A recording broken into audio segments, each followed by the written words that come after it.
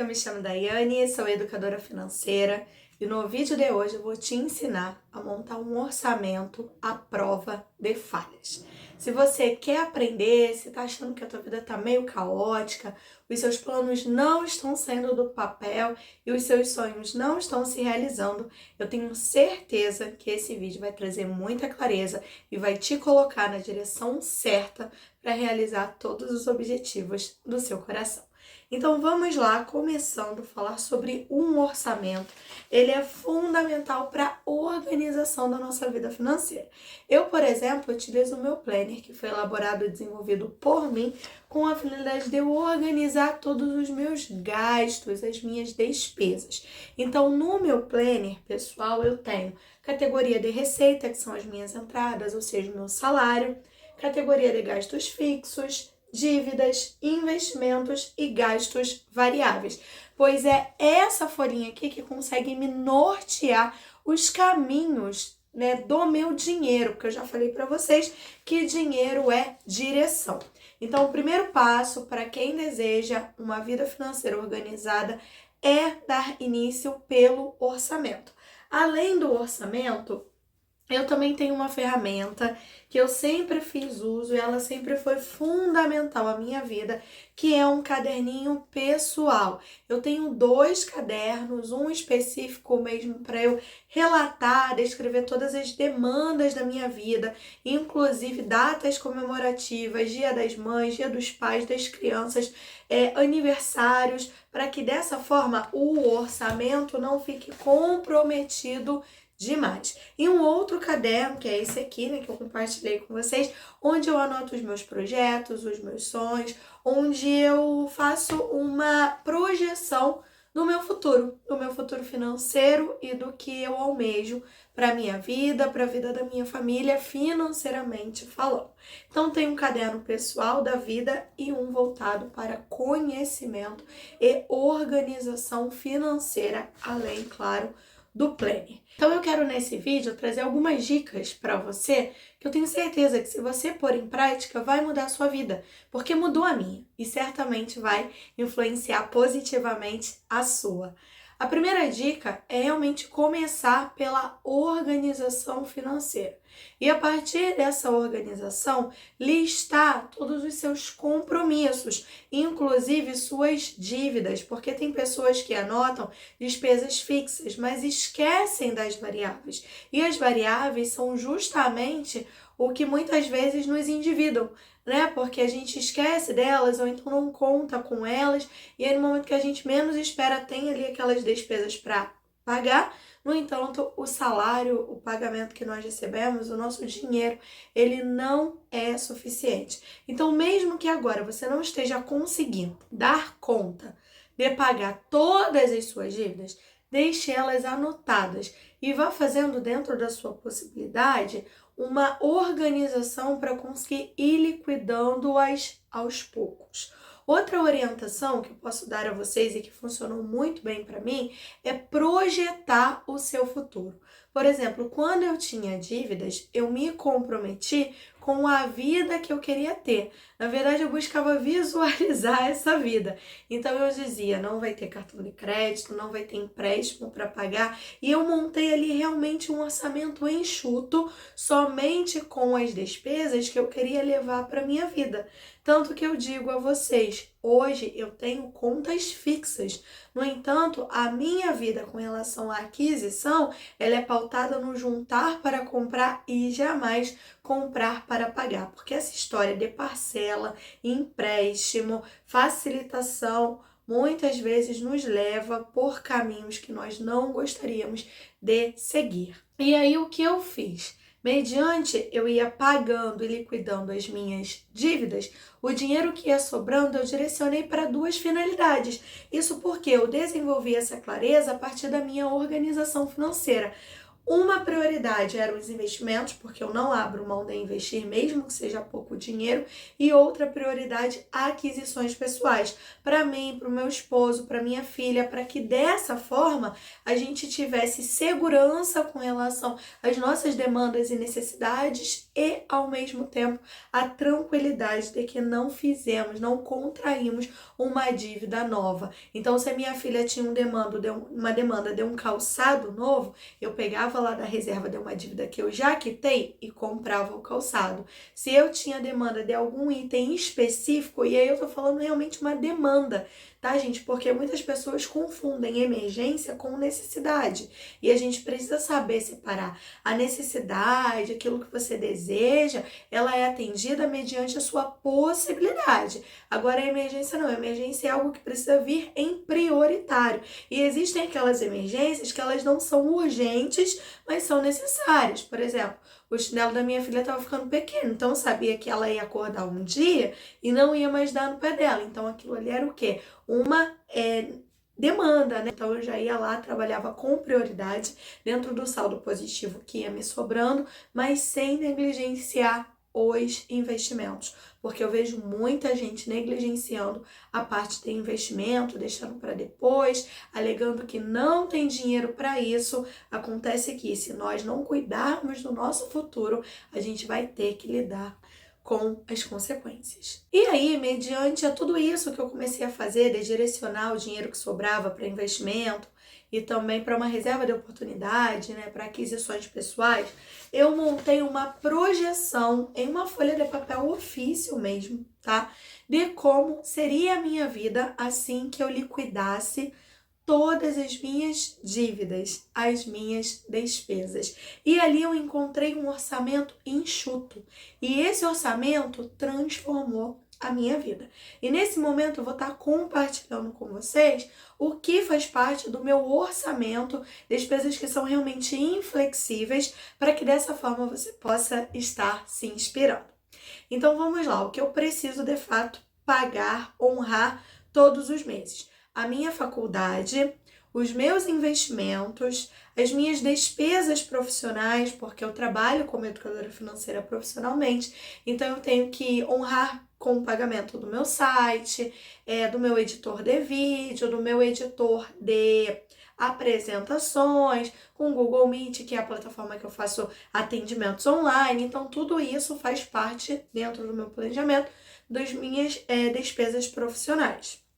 O próximo é uma reserva de despesa pessoal e essa reserva ela vai englobar tudo. O livro da minha filha escolar que precisa ser comprado, o material escolar dela, os meus produtos de cuidado pessoal, demandas pessoais do meu esposo. Então, a nossa reserva ela tem essa finalidade. Outra categoria que faz parte do meu orçamento são as contas essenciais de energia, internet, água e a nossa alimentação. Reparem que o meu orçamento ele é bem enxuto, ele é bem, como eu posso dizer a vocês, minimalista, bem concentrado, porque isso foi realmente uma opção. Eu optei por ter uma vida mais leve para que eu tivesse a possibilidade de acelerar os meus projetos e sonhos, que como eu falei, eu vou listando no meu caderno. Vocês devem estar se perguntando, Dai, como você conseguiu chegar a esse patamar de uma vida financeira tão enxuta, tão amarradinha? Gente, o primeiro ponto foi a paciência e também o autocontrole. Porque eu me prometi, de fato, que eu não ia mais ter dívida, que dívidas não faziam parte da pessoa que eu estava me tornando. Então, quando a gente se compromete em não ter mais dívida, a gente precisa desenvolver algo chamado controle de gastos. Então, você não pode gastar o que você ganha, né? Tudo, viver ali no 0 a 0.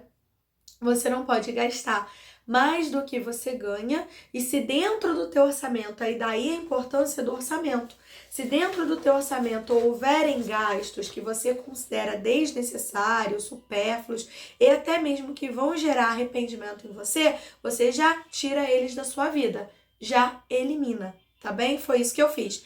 O próximo ponto também foi que eu foquei nas minhas despesas essenciais. Eu listei as minhas despesas, eu contei com gastos que não eram previstos, que a gente sabe que existe, mas muitas vezes ignora, como, por exemplo, um IPVA, uma matrícula escolar, demandas que surgem no início do ano. Então, eu fui trabalhando esses pequenos gastos extra, por assim dizer, que são pontuais, mas variam no decorrer do ano, para que eu não fosse pega de surpresa e, ao mesmo tempo, tivesse uma tranquilidade de que no momento que chegasse aquela demanda de pagamento, eu teria condições de honrar com a mesma. Outro ponto foi que eu escolhi redefinir as prioridades da minha vida. Então, eu fiz realmente um checklist, trabalhei com clareza, fiz uma reunião com meu esposo, a gente colocou os pingos nos is, definimos as nossas prioridades, as nossas necessidades de curto, médio e longo prazo e fomos executando cada uma delas de acordo com as nossas possibilidades. Porque existe uma tríade dentro da educação financeira, que é você ganhar, distribuir corretamente e colher os resultados, né, daquele seu conhecimento, daquele seu investimento. Então, por exemplo, o nosso objetivo de curto prazo desse ano, que não era tão curto assim, uma vez que nós já vínhamos nos organizando para realizá-lo, era fazer o nosso terraço, porque a gente estava com infiltração na nossa laje devido a ela ser muito antiga. Então, nós conseguimos já sanar esse problema. E agora a gente já está indo, nós já estamos nos estruturando, partindo para um próximo objetivo. Por fim, e não menos importante, eu optei por uma vida financeira leve. Não só uma vida financeira, né, mas a gente entende que o pilar finanças, ele é o principal de qualquer estrutura.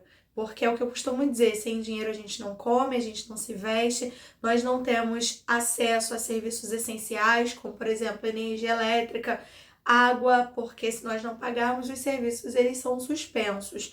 Então, partindo desse princípio de necessidade, eu optei por uma vida mais tranquila, com mais propósito, sentido, que consequentemente me fez economizar, não só com relação ao dinheiro, mas também a tempo, porque hoje eu posso me dedicar ao que realmente é importante para mim, para minha vida, para a vida da minha família, e vou ignorando, vou descartando aquilo que não é importante e que muitas vezes apenas tumultuava o nosso dia a dia. E quando eu falo de educação financeira, a gente precisa compreender que ela é flexível, porque existem muitas pessoas querendo copiar modelos financeiros ou copiar modelos de vida. Só que nós não conseguimos, porque cada ser humano ele é único, individual, com as suas próprias necessidades, demandas, por exemplo. Existem pessoas que precisam, né, por assim dizer, investir em uma alimentação mais aprimorada, mais específica.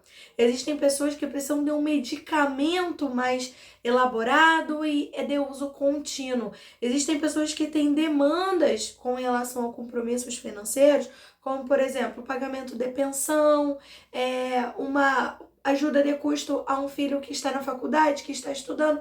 Então, a vida financeira de cada pessoa ela é única e individual. Só que pensando nisso, eu quero trazer para vocês aqui alguns exemplos para que vocês possam compreender de que existe sim uma disparidade quando nós falamos de realidades salariais, porque cada um vai ter a sua demanda e aquela regra de 50, 30, 20, ela não vai servir para todo mundo. E eu vou mostrar isso para vocês hoje na prática, começando com um exemplo de uma pessoa que recebe um salário de R$ 1.400. Essa pessoa ela precisa destinar pelo menos 80% dos seus ganhos para despesas fixas e essas despesas elas precisam contemplar tudo o que é essencial. Então, água, luz, alimentação, internet, tudo que a pessoa de fato precisa para manter a sua dignidade com relação à vida. Ou seja, R$ 1.120 desse salário já precisa ser destinado a essa finalidade. Em seguida, essa pessoa que tem um salário de 1.400, ela precisa de lazer. Porque, como eu já falei a vocês, o lazer ele não pode ser negligenciado. Então, eu separei 10% do salário dela para ela gastar com lazer, ou seja, R$ 140. 5% para educação, R$ 70 ao mês, porque sim, nós precisamos investir em educação. Se nós queremos mudar a nossa vida, a nossa história, evoluir, até mesmo conseguir um aumento ou um trabalho mais com uma remuneração mais adequada à nossa demanda, à nossa necessidade, ao nosso objetivo, a gente precisa investir em educação. E 5% para que essa pessoa consiga investir. Então, inicialmente, ela vai conseguir começar construindo a reserva de emergência dela, em seguida ela pode focar na sua aposentadoria, destinando R$ 70 para essa finalidade. Em seguida, eu trouxe um exemplo de uma pessoa que recebe R$ 4.000 ao mês. Então, seria prudente, interessante que ela conseguisse destinar 50% dos seus ganhos para despesas essenciais, ou seja, R$ 2.000. 25% fosse destinado para despesas variáveis, logo R$ 1.000. E essas despesas variáveis seriam um IPTU, um IPVA. Então, 25% para despesas variáveis, 5% para o lazer, podendo, claro, ser flexível, logo R$ 200, 10% para a educação, R$ 400 ao mês disponível para a pessoa usar. Nossa, ela evolui muito, adquire conhecimento, investe no melhor para ela. Nossa, dá para trabalhar tantas áreas com esses R$ 400, ainda mais atualmente, com a possibilidade de aquisição de cursos online. Os valores são bem acessíveis e o conhecimento agregado à nossa vida é extraordinário. E 10% para investir. Logo, R$ 400 inicialmente para construir a sua reserva de emergência e em seguida para construir seu patrimônio e também aposentadoria. Nesse caso, dá tranquilamente para a pessoa usar R$ 300 para construir patrimônio e R$ 100 para aposentadoria. Ela fica muito bem, dependendo da idade que ela tenha. Vamos agora o último exemplo, que seria um salário de R$ 10.000.